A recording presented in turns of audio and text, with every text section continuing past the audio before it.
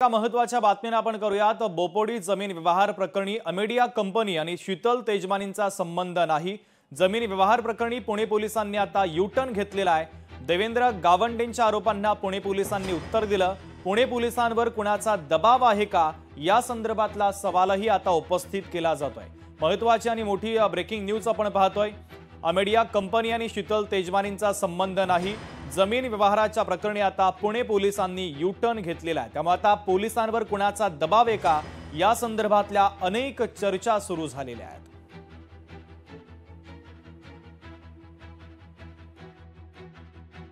या बोपोडीच्या केसमध्ये शीतल तेजवानी आणि दिग्विजय पाटील हे आरोपी नाहीत। एफआयआर देताना दोन घटनांचं एकत्रित एफआयआर दिलेली आहे आणि यामध्ये या दोन वेगवेगळ्या घटनांमध्ये जे सरकारी जागांवर जे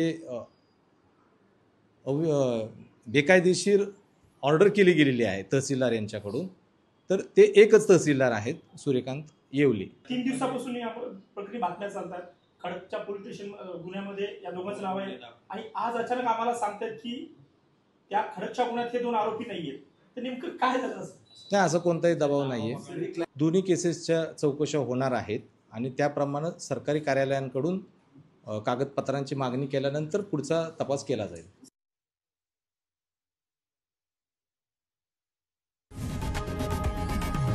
लोकशाही मराठी ऐका, पहा, जागरूक रहा।